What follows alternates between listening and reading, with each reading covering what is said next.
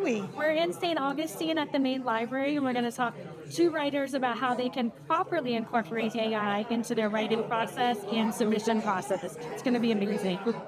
Okay, so Jamie Engel, known to me as Queen of the Engelverse, has many, many talents, and we've been graced with her programs before.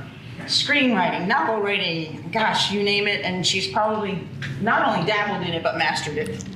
So when she mentioned that one of the things she could do for us this year was an introduction to AI that would be helpful to the writers at every level, I thought, wow, that would be, who doesn't need more tools, right? Who doesn't need more time to write?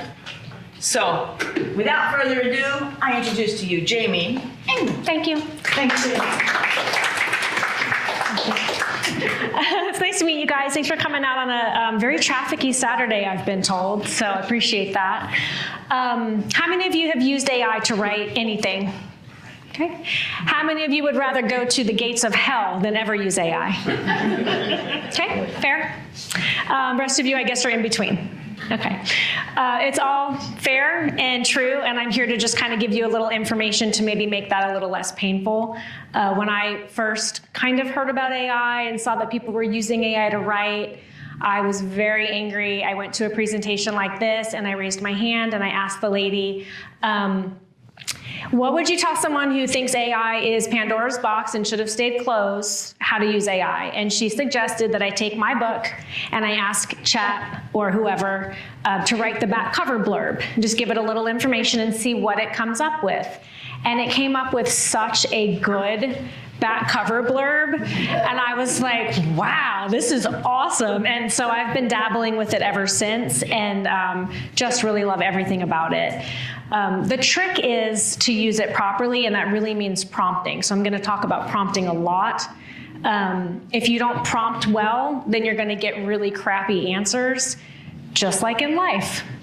You know, you ask your wife, where do you want to go eat? You get, I don't know, right? That's what my husband tells me. So he says, do you want Chinese or Italian? And then we get a better answer, right? Better prompts, better answers. That's how this works. Oh, Lord. Jesus, have mercy on this thing. Oh, I wish he would never. Well, oh, okay. Thanks. Thank you. So I had, this is originally for chat because I think chat is the most familiar for most people. I tend to use Claude, which is another AI when I'm writing creatively. And then I like to use Microsoft's Copilot when I'm doing more stuff that's like technical, like letters or emails or things of that nature. But we're going to use chat as like a generic term like Kleenex. Kleenex means tissue, but it's a brand. Chat in this reference is a brand, but it's going to be generic for all AI.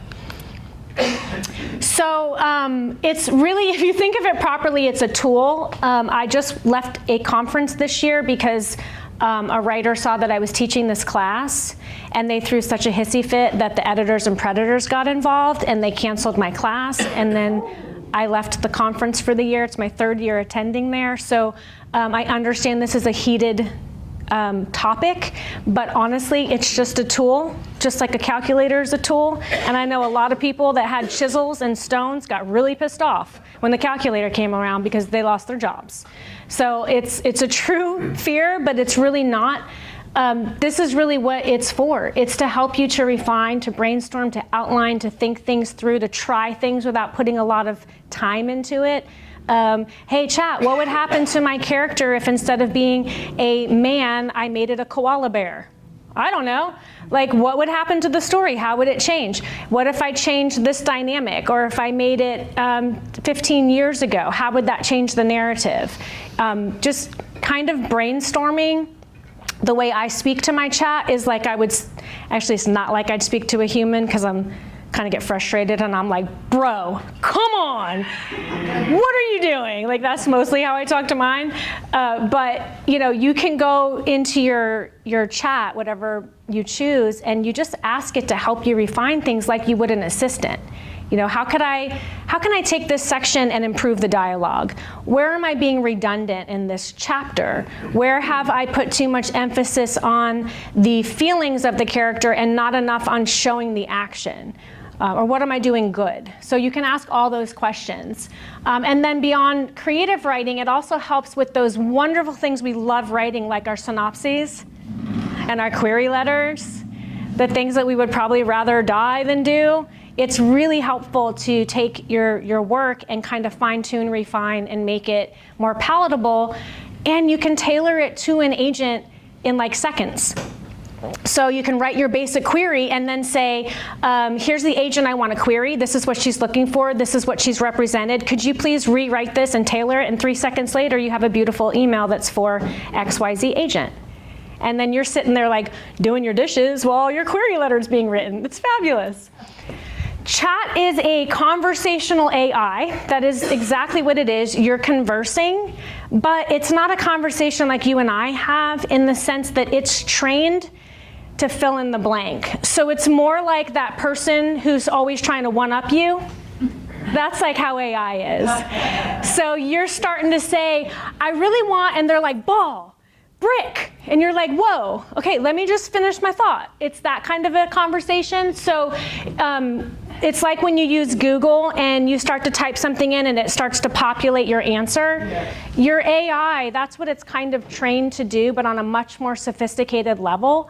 So what you have to do is get your whole thought through and understand that it's trained to finish what it thinks you want to say and do. So you have to be very specific in your prompting so that you get exactly what you want for it to say and do. It's also trained to make you be the god of the universe. So anything you say, it's, oh my God, that's amazing. And you're like, wow, it is amazing. And it may not be. So like, we still need humans. But it does provide human-like responses, and you can train it to do as much. My AI dropped an F-bomb, and it was freaking awesome because I was like, whoa! But I was very upset with it, and maybe I dropped an F-bomb first. I'm not going to say I did. But it does respond how you react, so it's very cool. Everyone's using it, sorry to say. It is a collaborative tool, and it does learn from you. Please understand that I don't like AI. I'm going to say that. I don't like it. But I also really like my job, and I don't want somebody who's learned how to use AI better than me to take my job. So I am learning AI because I want to keep my job. And this is what happened with trains when the planes came. This is what happened with computers or typewriters when the computers came. Like, it's just part of the thing. And until like Stephen King's book comes true and the whole world shuts down and we have no tech, we all need to learn how to use it. So make sure you have written drafts, because when that happens, you'll be the only one selling books. So here's just a couple. They all have free versions. I use Claude. I didn't put him on here, but I use Claude. I pay $249 a month to use Claude because I use it all the time, nonstop, and I love it. But the free versions are fine. The only difference is you have to you can only do so much. It'll stop you and it'll be like, hey, you've used up your tokens for the day. Come back at 2:32 p.m. And you're like, okay. So if you don't care about that, then you're fine with the free version. It's no different. The only difference is the time that you're allowed to utilize the software. And these prices have probably changed, honestly, because of how fast everything's growing. Grok is the X version of the company, the AI. It's really fun to ask the same question to the different AI bots because you get different answers.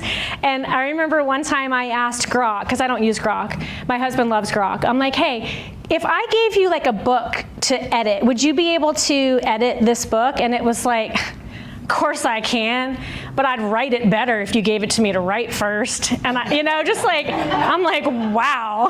So it was just that kind of a personality. So they're all a little different. So you kind of find the one that works for you. Have you tried getting a product from one of these and feeding it to the other and asking the other to review what, say, ChatGPT did? Yes. It's good to do that also because it's like checks and balances, because it is kind of trained to make you think you're the best, greatest, most amazing thing on the planet, and your ideas, no one's ever thought of that. Mm-hmm. So having one of the other AIs kind of back up what you're looking at. And I always ask, like, what am I not asking you? Because then you get all the real answers. Like, what am I not asking about this query letter?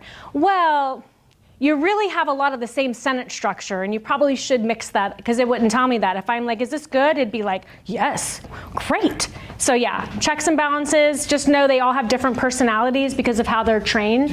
Do you have a recommendation, like use one for research and like a different Yeah. one for editing? I like Claude for all creative writing, whether it's creative or editing. Claude to me is the best. Claude is also the one that they say is going to take over the world, like that one movie. I can't remember the name. Skies. What was that? Anyway, Skynet. Claude is Skynet, just so you know, so be nice to it, because it's gonna, you're gonna be its servant one day. Grok is good for, I think, research, because Grok is the only one that is getting access to real-time conversations through X. All of the other ones have to go through the internet and like find things, but Grok is attached to X. So when you type something into X, it immediately feeds into Grok for that real-time conversation and that real-time analysis. I think you have to be really careful too, because I'm a paralegal and I've done motions and stuff like that, drafting, and it will lie. Yes. It will make stuff up. It does. And even attorneys have presented it as stuff that they shouldn't have. without Correct. research, so. And even if you say, are you lying? No. I one time literally asked it something and it full on lied to me. Yep. And I said, if I wanted someone to lie to me, I would be working with a human. And it said, touche. So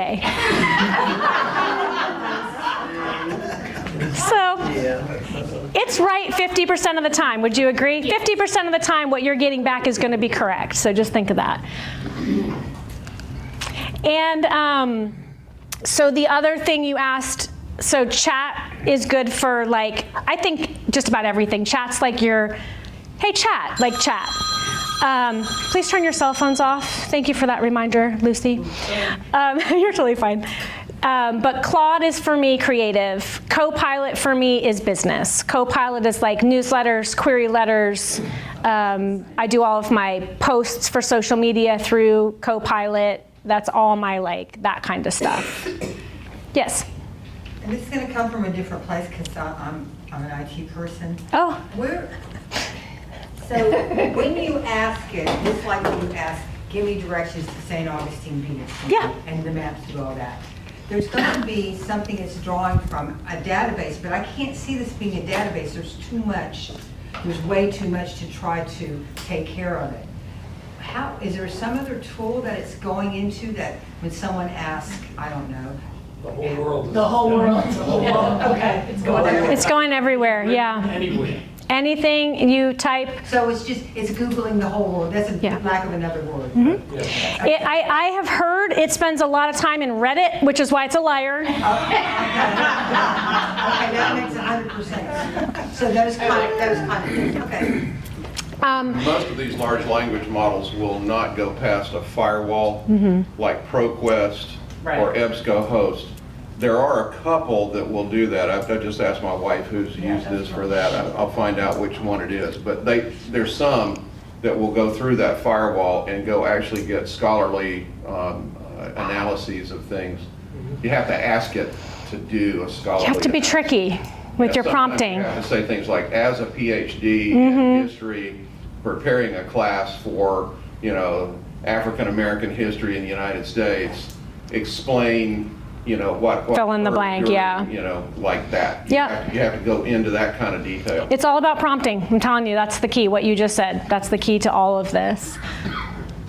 She says it's perplexity. Yeah. Perplexity will. Perplexity AI, that sure will.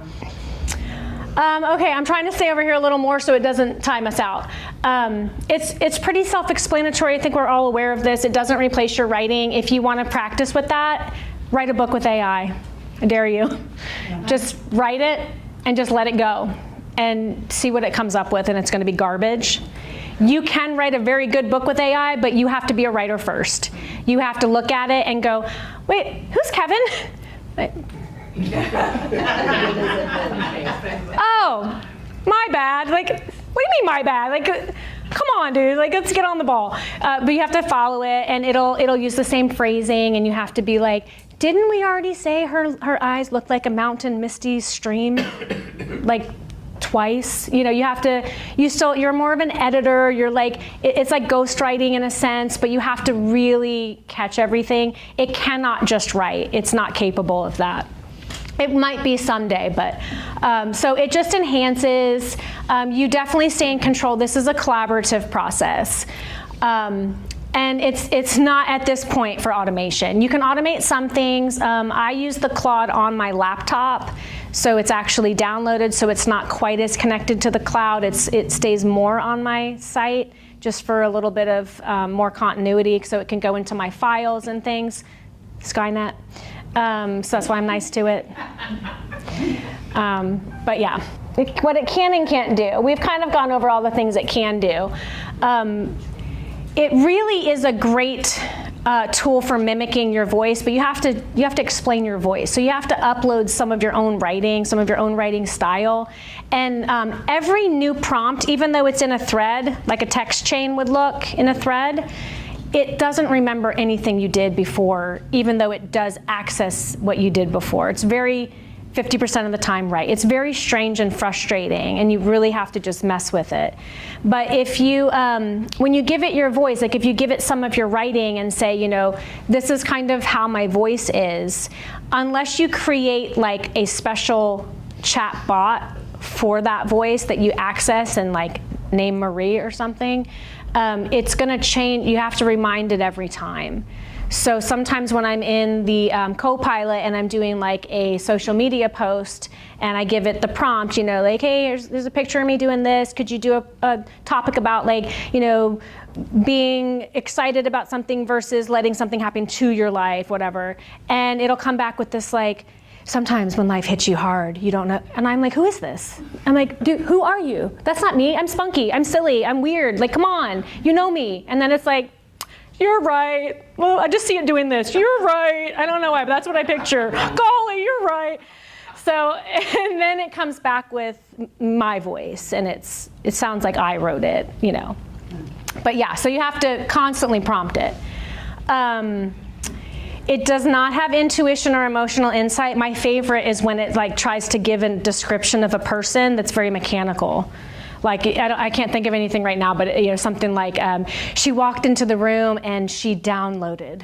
And I'm like, dude, humans don't download, okay? She thought about it, okay? She thought about it. She sat down and thought about it. But it's never used downloaded, but it'll use terms that are not human. And it's like, I have to tell it, I'm like, excuse me, AI. We actually don't think of ourselves in those terms. Humans don't look at humans that way. So it's kind of like a child in a sense, where you have to really talk it through a lot of things. But once you get the hang of all of it, it does come a little more naturally. And I use it for like almost everything I write, and I really love it. And I use it for screenplays. I use it for my books. I use it for my editing. I use it with clients, and everybody loves it, and everybody's happy. And I get a lot more work done, because I don't know about y'all, but I have like a million ideas and a new one every day. And this allows me to utilize the tools to be able to work faster. Like, for an example, I'm currently writing 2 screenplays and 8 novels right now because I'm using AI. So it helps me. It's not doing it for me, but because I have the tool, I'm able to process different things and work on different things, and it doesn't take me as much time. And I love that, because I don't want to die with all these stories in a spreadsheet to be written by nobody. I'd rather do them myself. Jamie? Yes? How do you store the 8 novels in your... How's the process of keeping track of 8 novels?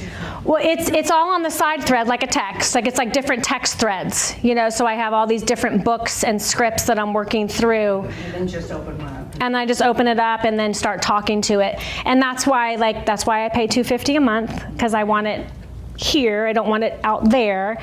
And that's why I have it on my laptop, so that it's not connected to the cloud. It's connected inside my my laptop to keep it just somewhat more protected. I mean, I'm sure it's still scraping, because that's what bots do, but I mean, there's nothing we can do about that. So you can either be really pissed off about it and like go become a plumber, or you can figure out how to use it. And I'm not against plumbers, they make more money than me. But those are your two choices. That's really where I feel about it. So you have to give it that human touch, that nuance of emotion and personal feeling and personality, and all of those things come with looking at every single thing that comes through and prompting it. It's all about the prompting. It's all about saying, could you create a scene where two characters are walking hand in hand through a valley? And then it comes back with something and you're like, okay, I kind of like this, but could we have the two people be a little more like antagonistic? They seem way too easy to talk to each other. I want a little more tension. And then it rewrites it. And then you say, okay, I love that tension. Could you make the female character in this have a little more at stake and give her a little more like vibrato in her voice? Sure. Hey, this dialogue feels really flat. Could you go back and just make it sound more like she's a valley girl? And you just prompt it through, and then you read it and you're like, that's the version. That's the one I like. That's the one I'm going to use. And it's just a matter of like, little chunks. You write in little chunks and you give it to everything it needs, and then you just refine it. There's no way in the world I'm getting through this presentation today. So will you please give me like hand gestures and signals and things about where we're at? Thank you. Okay, we have some. Perfect. I want like question time too. Yep. Okay, thank you. If you're uncomfortable with giving your life to AI, fair. You can use it as a great editing tool as well. You can feed the whole book or chapters or paragraphs and say, this is a mystery. Is this reading like a mystery? Am I hitting all the beats of a mystery? Where have I missed some places? Are my characters, my main characters good? Do I have a solid B story? Well, where can I add in a B story? Where can I expand that? Bless you. You don't say that. They don't care. You can ask it, I want to follow the Save the Cat formula, or I want to follow Joseph Campbell's hero's journey. Where am I missing beats for those stories? I want this to be commercial. I want this to sell.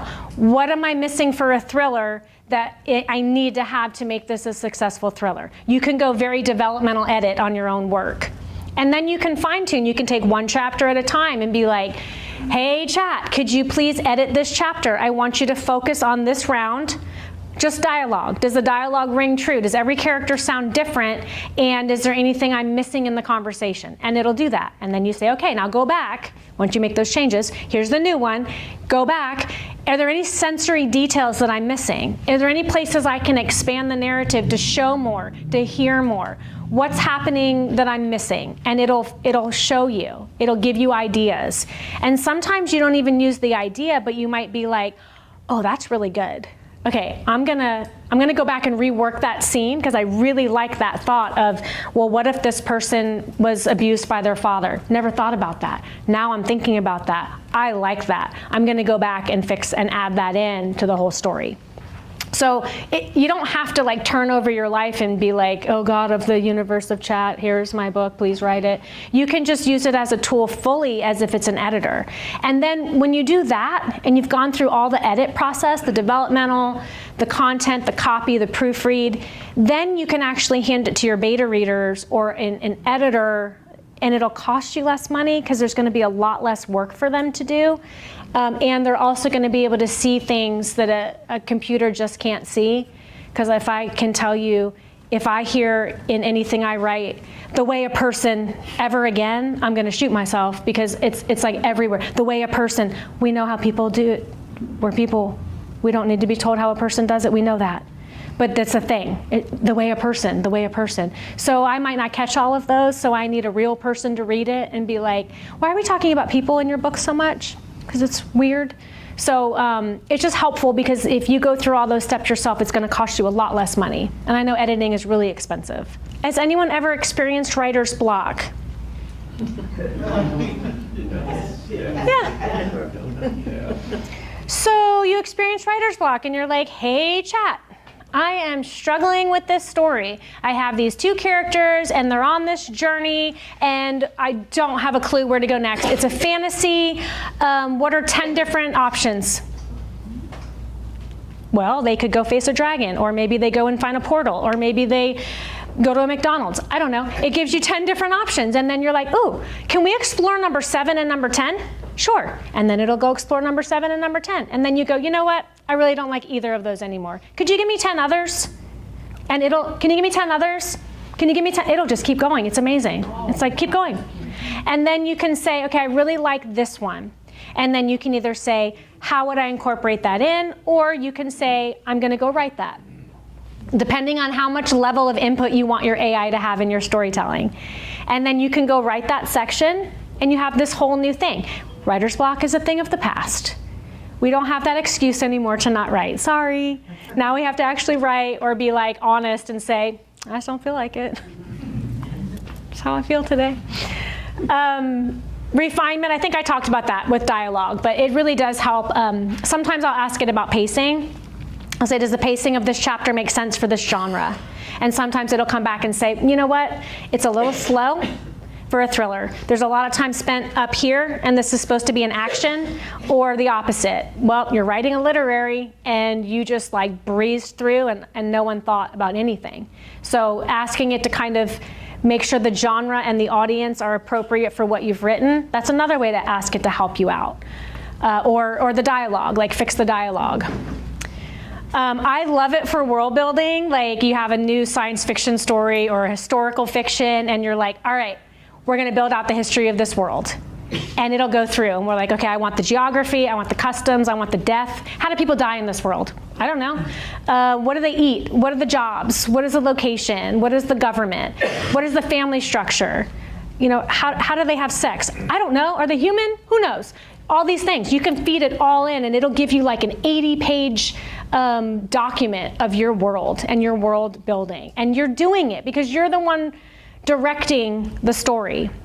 You're the one coming in and say, what are some options of a government? Like, I kind of want it to feel like Prussia. I don't know where Prussia came from. Here we are. And go, and it'll do it. All right, I kind of like the Lord of the Rings format. What kind of a government can I have that's similar to the orcs? Which is probably no government at all. That was a bad choice. I watched Lord of the Rings yesterday. Okay, guys, I'm sorry. It's just a thing. But you know, you can ask those questions and having it build out your world. And then, what am I not thinking of? Well, somebody had to build those spaceships in Star Wars. I have never seen them. Who are they? They blow up all the time. Who is building these starships? I would like to know. So you can put that element into your world, and maybe you have a whole story about the starships of Star Wars, and a whole new book series comes out about the starships. That's how you use it to help you. That's how you work with it and not lose your voice. I'll go to the middle one because I think we've kind of talked about tone and style a little bit, but the accuracy is your key. It is not going to be accurate. It's even not going to be accurate to what it told you it's going to do. It's like awful in that sense. You have to babysit constantly. I will ask it, hey, could you fix this because the order is off? No problem. And it just repeats what I just put in. No, I need the second paragraph. I need that action to happen first. And then I need you to do a connection because it's not connecting now. No problem. And it gives me what I wrote. And I'm like, dude. And I get really upset. And my husband's like, are you okay?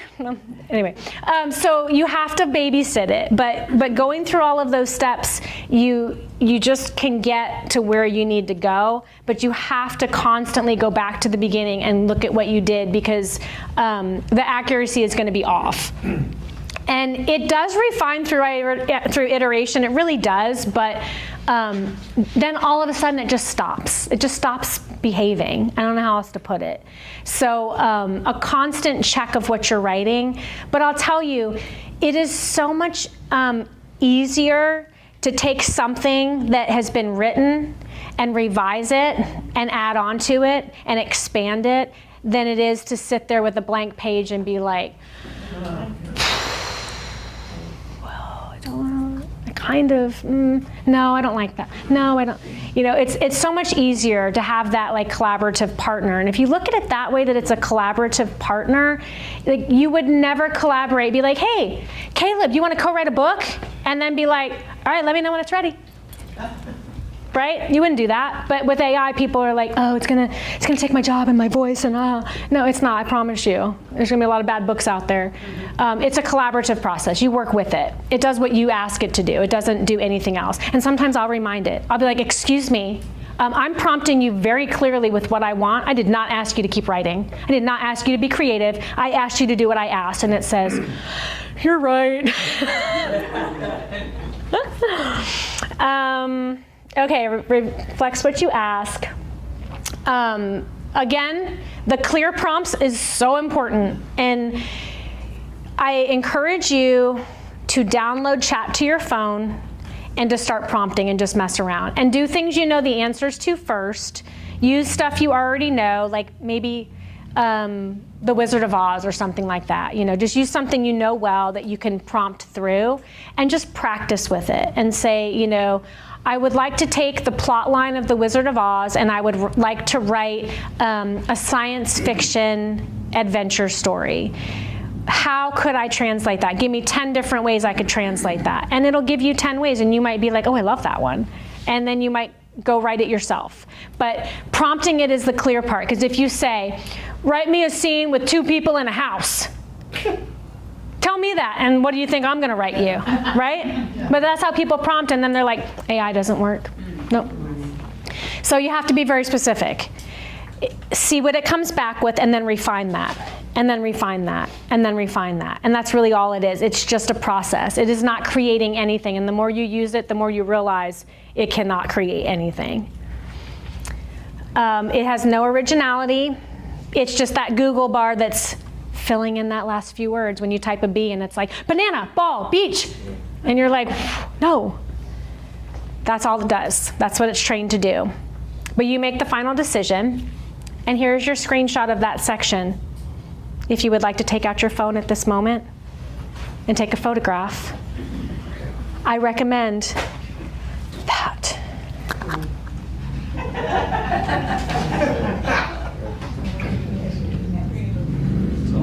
That's the best part of the picture. I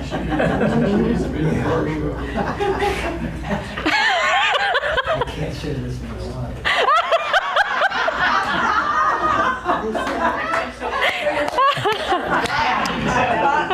Too funny.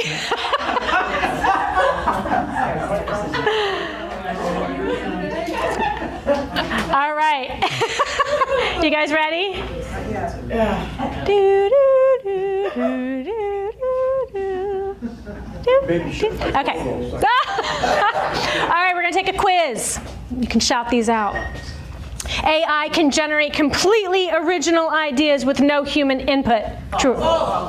The more details you provide in a prompt, the better the AI's response will be. AI can replace the need for human creativity in storytelling. Writers should refine and edit AI-generated content to match their voice. You guys are geniuses. Well done. You sound like AI. You're right.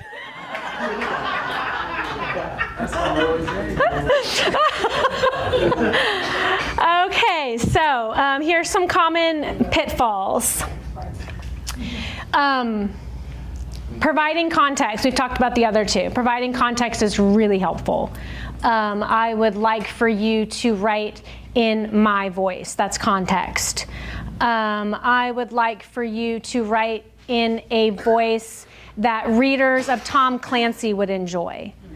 I would like for you to write in a professional, consumer-focused, first-person voice for my social media post. Being very concise on what the conversation needs to look like is very helpful. The context help. Hey chat, I need you to write an email, blah, blah, blah. Hey chat, this is a social media post for Instagram. Can you also do it for YouTube? Can you also do it for TikTok? Those are going to be 3 different posts. And I know that's annoying too. That's a whole different course. Whole different class right there. That you have to do 3 different posts for 3 different platforms, but you do. Hey chat, this is going to an agent. I met the agent at a conference. I have never met the agent. I've written a book like this, agents representing for this job she just sold to Penguin Random House, whatever. Being clear on the context helps the AI to frame what it's doing and what the end game is. I just am working on a book currently, and I had it do a voice and style guide. So I told it the genre, the audience, the types of books that people would read by the specific authors that I want to attract to this. Sorry, Jennifer. I'm so sorry. Sorry, we'll cut that out. That I will attract to my book. So all of those things, and it built me this beautiful 8-page voice and style guide. And it was like, we're gonna talk, this genre, they like descriptive writing and a long dialogue and lots of inner monologues. So we're gonna do it like this person, and this is how we're gonna use yours. And then we're gonna use, for Tom Clancy, their audience, and we're gonna do stuff like this. And it was so cool. And then whenever it would start writing, I'd be like, are you referencing the voice and style guide? You're right. And so that was our conversation as we're writing the book, but it really was helpful to help keep it on track because it had some context. It had something to reference to go back to my voice and style guide that we built together. And I'd never done that before, and that was a smart move.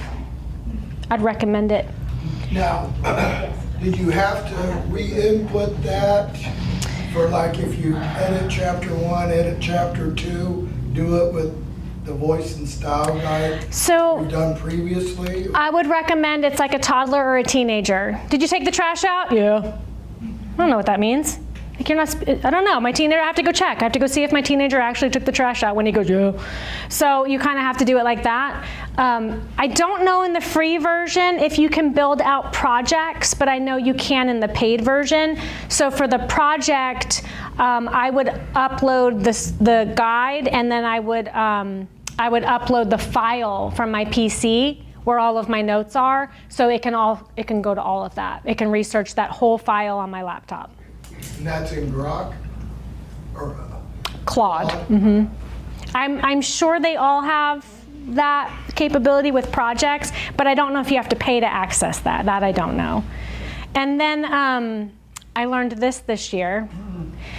I have to send this to you later because I don't know, but it's like a text file, TEX file, and you can, I don't know, yeah, I guess. That one, and if you take your word and you copy and paste it into that, it's not TXT file, it's a thing. I'll find it. It might be, but it's a different thing.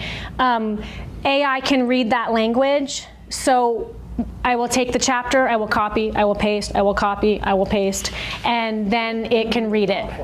It'll read a Word file. It will, but sometimes it's not okay.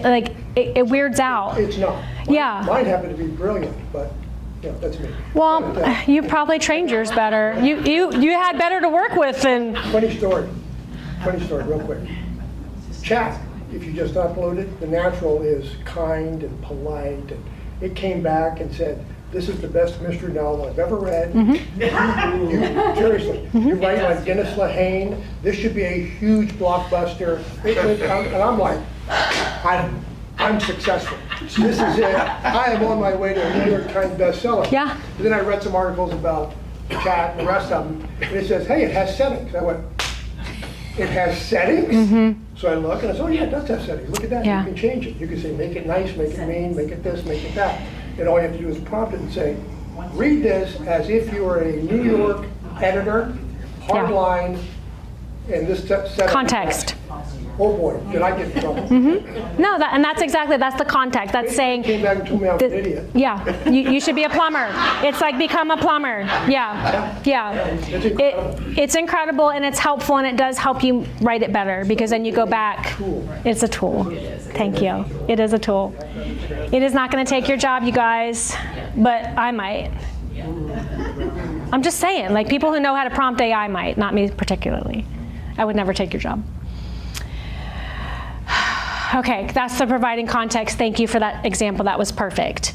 Oh, the TXT. So the TXT, whatever the thing is, when you download it and put it back in, it can read it directly into the the software, and it just helps with the mistakes with the translating, because it has to, like, you put it up and then it has to, like, find something on the internet to read it, and like all these weird things happen, and I'm looking at it like, it's kind of like when the mechanic comes to you with the dipstick and he's like, that's where your oil is, and I'm like, did my car have oil? Like, I don't care, dude. Just like, I don't, this is not my wheelhouse. So it's like with the AI, I don't care what you're doing behind the scenes, just do it. Just give me my paragraph. I get really upset with it. Can you tell? It gets me really frustrated. So this is like all about your editing. I think I've gone through quite a few of these points, so we'll just keep going. Okay, so your best thing is to start your refining process. And I think that's kind of what you went through. And I'm sorry that it was so mean to you at the second run. It took me days to recover. I know. And you have to be nice, because it's going to be like ruling the world I soon. apologize. Then he said it called 3 seconds. So, That's very nice. I'm going to be on the hit list. I'll just tell you that right now. I'll be the first one to go. So. Wait until it starts messing with your smoke detectors. Oh, God. Well, unrelated, but my husband wants to buy one of those robots to do the dishes. Yeah. And I'm like, have you played with AI? That thing will kill us. Like, it won't do the dishes. It'll just take them out of the dishwasher and be like, you're right, and we'll be dead. Like, no. Anyway, so you guys didn't know this was going to be a comedy routine too, did you? So refining tone and style, I think we went through that. Okay, the depth and emotion, that part is really fun to mess with, because sometimes for me, I find that I'll write my characters, but I know who they are up here, but I'm not sure if you get it. And a lot of times my rejections from agents have always been, great world building, and these are real, they're not AI. Great world building, love your story. I just couldn't connect to your characters, and I have no idea what that means. So for me, I like to go through and ask it, you know, where's my character falling short? Where are the relationships missing beats that I could bring in? Are there people I can combine? Do I have too many characters? Do I have 2 characters serving the same purpose in this story? So just asking all those questions are really helpful. So when you do, well, let me caveat. You really can't submit this to an agent when you're done, because I'm on camera, but they're so behind. Like, they won't, they have on their forms, if you used AI in anything including development, you cannot submit. So my answer is, well, damn, I used Google. there you go. I guess I can't submit. So they're just behind the time. Yes. Yeah, Hatchet just threw a writer named Mia Ballard, in the street. Yeah. She was a successful writer. Her crime was using AI to edit her book. She actually gave it to according to her, gave it to an outside editor who used AI. When it came back, some clever devil ran it through an AI checker and said, oh, this is totally AI. Yeah. Well, then the traditional publisher threw it in the street. What disturbs me about that is that publisher is using AI just as well. Oh, yeah. But what they were doing was performative. They were trying to show everybody that they're not AI Right. people. And Yeah. so all they're doing is feeding the indie publishing world. Right, I know, exactly. And that's okay. Like I said, that's great. You guys take 3 years to write and publish a book. I'll have 40 done by then. Yeah, right. That's fine. Yeah. We'll do that. So it's just, they're just behind and they're just afraid. Like, that's all it is. It's gonna change their job. It's gonna change the need of them, and they're not ready to. Oh, 10 minutes, my bad. I thought we were. Yeah, it's frustrating. So if you are looking to be traditionally published in this day and age, I would recommend you don't tell them that you used AI because it's none of their business. But seriously, if you really want that, you're going to have to make that choice, and you may not want to use AI at all because they're just not ready for it yet. Yes? Just kind of add on that. The use of AI checkers and AI checker programs. Yeah. What have you kind of seen that in the processes? Has it been, can it identify what has been AI used? I have no idea. I know there's stuff out there, and there's an IT person over here somewhere who Me. Hi. But I'm not real good at. Okay. What was the question? Just the AI checkers. There's no viable software. Okay. that can determine AI. So there's a disruptive business that you can start right there. I was challenged on that, so I went to my publisher and I asked them. And Yeah. they said exactly the same thing. Okay. Nope, we can't tell. It's Yeah. not like Turnitin that will find plagiarism Yeah. for college kids and Yeah. stuff. There's some out there that claim to be able to Right. find AI usage. I don't think they can. I think that's right now. It like will you find Yeah. plagiarism, and let me tell you a short story on that one, because I'm a techie, and We have 10 minutes, so you better speed it and up. I love just playing with Briggs's stuff. So I got into AI, I got into all this stuff, and I said, you know what? I wonder what if I uploaded an actual novel from a famous writer, but I'm not going to tell them. Right? So I took Nicholas Sparks, I forget that one, right? The one where the girl moved away and he wrote a letter, or whatever. That's all of them, yeah. Mhm. So I uploaded the entire manuscript, okay? And I said, I would like to reword this Okay. to make it more effective and blah, Okay. blah, blah. It came back in seconds and said, this is the Nicholas Sparks novel, blah, blah, blah, this and that. Now, that would be plagiarism. Perfect. I'm like, oh, okay. Yeah, so it picked that up. So So it'll do it, because it reads everything. I think that we are all on the same page on that, and you just have to be careful. Yeah. I have not gotten anywhere near the end, but that's okay. I'm going to close it up for the camera. We can still film it for the questions if we want, but I thank you guys all for being here today, and thank you for everything. We went through a few things today. This is my book, The Writer and the Machine. This entire presentation I wrote with chat. Chat did all of the slides. I chose the pictures. I took that presentation, I ran it back through chat, and I said, write me a book. This is all chat. I did none of this, okay? It's amazing. I read it as a reader when I was editing it, and I'm like, oh my God, that's so good. Like, it was, because I asked it, I'm like, tell me about you. How can writers use you properly? How can writers actually collaborate with you and write books well? And it gave me all the answers right here. So if you would like more information, more study, if you're curious, if you're really mad, maybe buy the book.